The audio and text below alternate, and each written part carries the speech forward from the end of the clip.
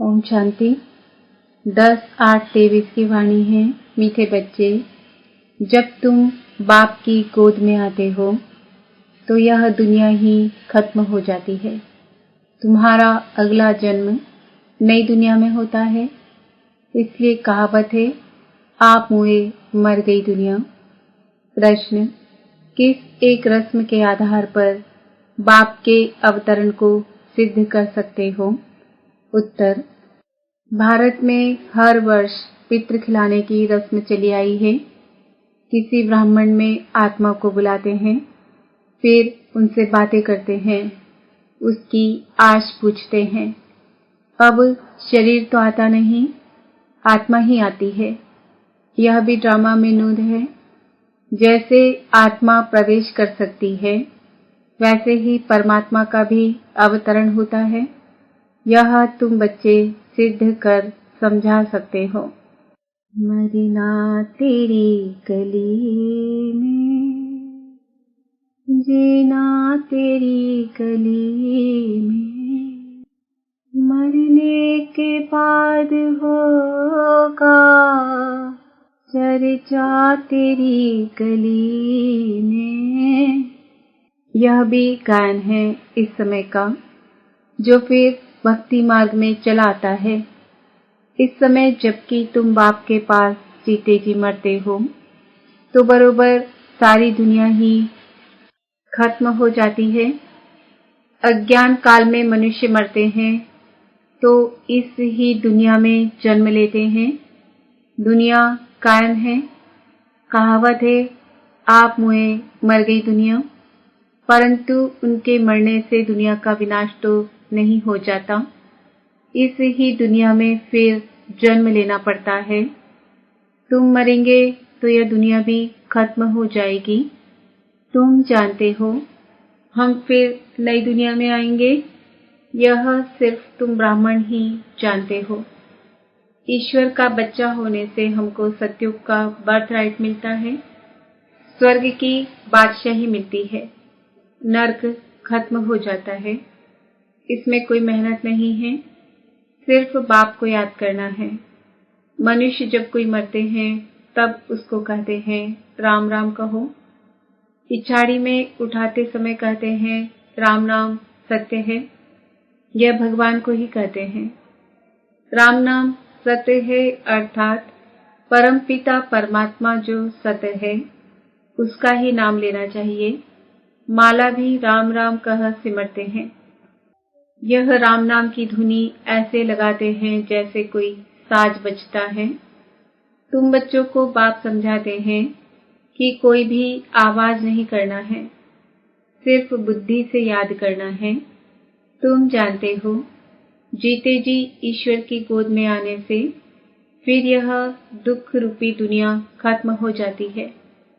बाबा, हम आपके गले का हार बन जाएंगे। गाया भी जाता है रुद्रमाला, राममाला नहीं कहा जाता है। तुम रुद्रमाला में पिरोने के लिए इस रुद्र ज्ञान यज्ञ में बैठे हो। कल्प पहले मुआफिक, दूसरा कोई सत्संग नहीं, जहां ऐसे समझते हो कि हम ईश्वर बाप के गले में पिरोएंगे। बाप से तो जरूर वर्षा मिलेगा। बाप कौन कहता है? आत्मा। आत्मा में ही बुद्धि है ना। बुद्धि समझती है, फिर कहती है। पहले संकल्प आता है, फिर कर्मेंद्रियों से कहा जाता है। बरोबर हम बाबा के बने हैं, बाबा के ही होकर रहेंगे। इस अंतिम जन्म में गॉड फादर कहते हैं ना। फिर पूछो तुम्हारे में गॉड फादर की नॉलेज है? तो कहेंगे गॉड तो सर्वव्यापी है। बोलो तुम्हारी आत्मा कहती है परम पिता, तो पिता सर्वव्यापी कैसे होगा? बच्चे में बाप आ गया क्या? बाप को सर्वव्यापी कहना बिल्कुल रॉन्ग है। यह बातें बहुत अच्छी रीति समझकर फिर समझाना है। रुद्र ज्ञान यज्ञ तो मशहूर है। रुद्र है निराकार, श्री कृष्ण तो साकार है। आखिरीन भगवान किसको कहा जाए? श्री कृष्ण को तो नहीं कह सकते। मनुष्य तो बहुत भोले होते हैं, कह देते हैं गॉड इज ओमनी प्रेजेंट। बाप तो अपने घर में ही रहता है और कहाँ रहेगा। अब बाप इस बेहद के घर में आया हुआ है, यहाँ विराजमान है। कहते हैं कि मैंने इसमें प्रवेश किया है। जैसे ब्राह्मणों में पितरों को बुलाते हैं, समझो कोई अपने बाप के पितर को खिलाते हैं, तो आत्मा कहेगी कि मैं इनमें आया हुआ हूँ, मैंने इसमें प्रवेश किया हुआ है, कुछ पूछना हो तो पूछो। आगे पितरों को बुलाने का बहुत रिवाज था। पितृ तो आत्मा है ना, पितृ को यानी आत्मा को खिलाया जाता है। कहेंगे आज हमारे दादे का पितृ है, आज फलाने का पितृ है, तो आत्मा को बुलाया जाता है, खिलाया जाता है। समझो किसका स्त्री से प्यार है, शरीर छोड़ दिया तो उसकी आत्मा को बुलाते हैं। कहते हैं हमने हीरे की फुल्ली पहनाने का वायदा किया था, तो ब्राह्मण को बुलाकर उनको हीरे की फुल्ली पहनाते हैं। बुलाया तो आत्मा को, शरीर थोड़े ही आएगा। यह रस्म भारत में ही है। जैसे तुम सूक्ष्म वतन में जाते हो, कोई मर गया, उनका भोग लगाते हो, तो सूक्ष्म वतन में वह आत्मा आती है। यह है बिल्कुल नई बातें। जब तक कोई अच्छी रीति समझ न जाए, तब तक मनुष्यों को संशय पड़ता है कि यह क्या करते हैं। ब्राह्मणों की रस्म रिवाज देखो कैसी है। सभी मंदिरों आदि में भोग लगाते हैं, पितृ को भोग लगाते हैं। गुरु नानक की आत्मा को भोग लगाया, अब वह कहाँ है, यह समझ नहीं सकते। तुम तो जानते हो जिन्होंने धर्म स्थापन किया हुआ है, वह सब यहाँ है। जैसे बाबा कहते हैं मैं तो ब्राह्मण धर्म स्थापन करता हूँ, यह तो पतित पावन है। पावन आत्मा ही आकर धर्म स्थापन करती है, परंतु सतो प्रधान आत्मा को फिर सतो रजो तमो में आना ही है। इस समय सभी आत्माएं कब्र दाखिल हैं। बाबा तो है ही पतित पावन, वह कभी कब्र दाखिल नहीं होते। मनुष्य को पतित पावन नहीं कहेंगे। पतित पावन माना सारी दुनिया का पतित पावन। पतित दुनिया को पावन बनाने वाला एक बाप के सिवाय कोई हो नहीं सकता। वह तो आते हैं अपने अपने धर्म स्थापन करने। क्रिश्चियन धर्म का सारा सिजरा वहाँ है। पहले क्राइस्ट आया, फिर उनके पिछाड़ी सब आते रहेंगे, वृद्धि को पाते रहेंगे। वह कोई पतित को पावन नहीं बनाते, नंबरवार उन्होंने संख्या आती है। पतित पावन तो इस समय चाहिए जबकि सभी कब्र दाखिल हो जाते हैं। सबको पावन बनाने वाला एक वही है, यह तुम समझते हो। बरोबर इस समय सारी दुनिया जड़ जड़ीबूट है। बनेन ट्री का मिसाल देते हैं। बहुत बड़ा झाड़ है, उसका फाउंडेशन सड़ा हुआ है, बाकी टाल टालियां सारी खड़ी है। यह भी झाड़ है।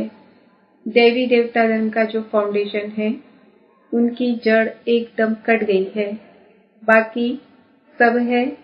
बीज हो तो फिर से स्थापन करे ना। बाप कहते हैं मैं फिर से आकर स्थापना कराता हूँ। ब्रह्मा द्वारा स्थापना, शंकर द्वारा विनाश, बरोबर अनेक धर्मों का विनाश हुआ था। महाभारत लड़ाई के समय जो राजयोग सीखे उनकी फिर राजधानी स्थापन हो गई। तुम जानते हो अभी हम बाप के पास जाएंगे, फिर नई दुनिया में आएंगे, फिर झाड़ वृद्धि को पाता जाएगा। देवी देवता धर्म जो था वह प्रायः लोप हो गया है। बाप कहते हैं मैं फिर से आकर आदि सनातन देवी देवता धर्म की स्थापना करता हूँ। भारत जो ऊंचे से ऊंच था, उनको अब ग्रहण लगा हुआ है। कामचिता पर बैठने से इस समय तुम्हारी आत्मा काली हो गई है। अब फिर तुम ज्ञान चिता पर बैठे गोरे बनते हो। तुम जो श्याम बन गए थे, श्याम को सुंदर गोरा बनाने वाला है परमपिता परमात्मा। उनकी शीमत मिलती है। परमपिता परमात्मा की आत्मा एवर प्योर गोरी है। आत्मा में ही खाद पड़ती है। सोने का मिसाल अभी तुम जानते हो। इस पुरानी दुनिया का विनाश होना है, सभी का मौत है। फिर तुमको कहने वाला कोई नहीं रहेगा कि राम राम कहो। अब देखो, नेहरू मरा तो उनकी राख को सब जगह गिराया, समझा अच्छी खाद मिलेगी। झाड़ में कीड़ा आदि पड़ जाता है तो उसमें राख डालते हैं। अभी इस सारी पृथ्वी को कितनी राख मिलेगी। बड़े बड़े सन्यासी महात्माएं मरते हैं तो उन्हों की राख ऐसे नहीं डालते हैं। सबसे उत्तम है सन्यासी। अभी तो कितने मरेंगे, कितनी खाद मिलेगी, तो क्यों नहीं सृष्टि फर्स्ट क्लास अनाज आदि देगी। सत्युग में सब हरे भरे सब्ज होते हैं।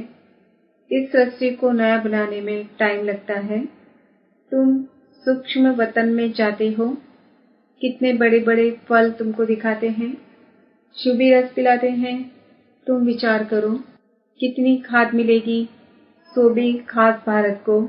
वहाँ कितनी अच्छी अच्छी चीजें निकलेंगी नई दुनिया के लिए। खाद पड़कर सारी दुनिया नई हो जाएगी। सूक्ष्म वतन में वैकुंठ का शुभी रस तुमको पिलाते हैं, बगीचे आदि का साक्षात्कार कराते हैं। बच्चों ने साक्षात्कार किया है, शुभी रस पीकर आते हैं। प्रिंस प्रिंसेस बगीचे से फल ले आते थे। अब सूक्ष्म वतन में तो बगीचा हो न सके, जरूर वैकुंठ में गए होंगे। एक एक को साक्षात्कार नहीं कराएंगे, जो निमित्त बनते हैं उनको साक्षात्कार कराते हैं। हो सकता है अगर तुम याद में रहेंगे, बाबा के बच्चे बनकर रहेंगे, तो पिछाड़ी में तुमको भी साक्षात्कार होगा। यह तो पहले गौशाला बननी थी, भट्टी में पकना था तो बहुत आ गए। बच्चों को समझाया है, सिर्फ कोई को लिटरेचर देने से समझ नहीं सकेंगे। समझाने वाला टीचर जरूर चाहिए। टीचर सेकंड में समझाएगा, यह तुम्हारा बाबा है, यह दादा है, यह बेहद का बाप स्वर्ग का रचयिता है। सिर्फ कोई को लिटरेचर दिया तो देखकर फेंक देंगे, कुछ भी समझेंगे नहीं। इतना जरूर समझाना है कि बाप आया है। यह ढिंडोरा पिटवाना तुम्हारा फर्ज है। बरोबर यादव कौरव भी है, महाभारी लड़ाई भी सामने खड़ी है। जरूर राजयोग सिखलाने वाला भी होगा। जरूर स्वर्ग की स्थापना भी होगी। एक धर्म की स्थापना, अनेक धर्मों का विनाश होगा। तुम जानते हो, हम नर से नारायण, नारी से लक्ष्मी बनते हैं। यह है हमारी एम ऑब्जेक्ट। मनुष्य से देवता किए करत न लागी वार। देवता सिर्फ सूर्यवंशी को कहा जाता है, चंद्रवंशी को क्षत्रिय कहा जाता है। पहले तो देवता बनना चाहिए ना। नापास होने से क्षत्रिय हो जाते हैं। तो बाप कहते हैं, मीठे मीठे सिकिलदे बच्चे। कितने ढेर सिकिलदे बच्चे हैं। देखो किसका बच्चा गुम हो जाता है, 6-8 मास के बाद आकर मिलता है, तो कितना प्यार से आकर मिलेगा। बाप को कितनी खुशी होगी। यह बाप भी कहते हैं, लाडले सिकिलदे बच्चे, तुम 5000 वर्ष के बाद आकर मिले हो। लाडले बच्चे, तुम बिछुड़ गए थे, अब फिर आकर मिले हो बेहद का वर्षा लेने के लिए। Deity world sovereignty is your godfatherly birthright. बाबा तुमको बेहद की बादशाही देने आया है। यह है हेवनली गॉडफादर। कहते हैं, तुम बच्चों के लिए कितनी बड़ी सौगात लाई है, परंतु इतना लायक बनना है, श्रीमत पर चलना है। मम्मा बाबा कहकर फिर अगर भूल जाएं या फारकती दें तो गले का हार नहीं बनेंगे। बच्चों को कितना प्यार किया जाता है। बाप बच्चों को सर पर रखते हैं। बेहद के बाप को कितने बच्चे हैं। बाबा कितना ऊंच माथे पर चढ़ाते हैं।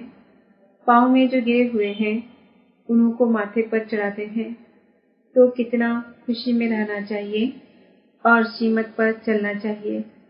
एक की श्रीमत पर चलना है। अपनी मनमत पर चला तो यह मरा।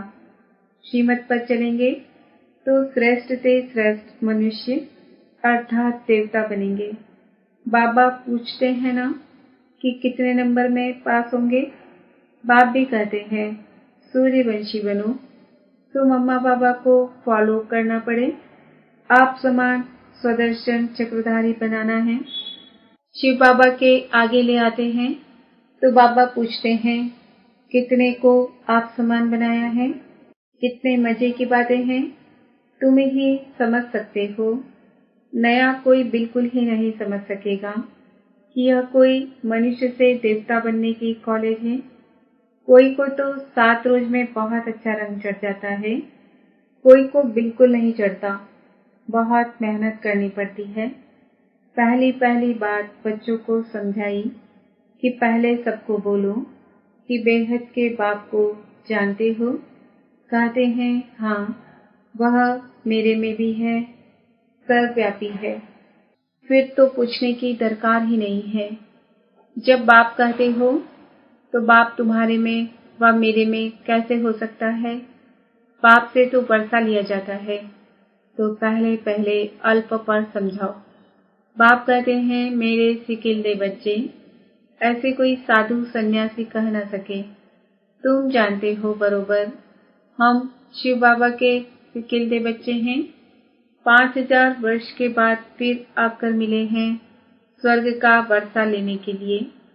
जानते हो हम ही स्वर्ग के मालिक थे, फिर हम ही बनते हैं। स्वर्ग में जाना जरूर है, फिर पुरुषार्थ अनुसार ऊंच पद पाना है। अच्छा, मीठे मीठे सिकिलदे बच्चों प्रति माता पिता बाप दादा का याद प्यार और गुड मॉर्निंग। रूहानी बाप की रूहानी बच्चों को नमस्ते। हम रूहानी बच्चों की रूहानी माता पिता बाप दादा को याद प्यार, गुड मॉर्निंग, नमस्ते, ओम शांति। धारणा के लिए मुख्य सार, माता पिता को फॉलो कर आप समान बनाने की सेवा करनी है। स्वदर्शन चक्रधारी बनना और बनाना है। बाप के गले का हार बनने के लिए बुद्धि से बाप को याद करना है, आवाज नहीं करनी है, याद की धुन में रहना है। वरदान, देह अभिमान के त्याग द्वारा सदा स्वमान में स्थित रहने वाले सम्मानधारी भव। जो बच्चे इस एक जन्म में देह अभिमान का त्याग कर स्वमान में स्थित रहते हैं, उन्हें इस त्याग के रिटर्न में भाग्य विधाता बाप द्वारा सारे कल्प के लिए सम्मानधारी बनने का भाग्य प्राप्त हो जाता है।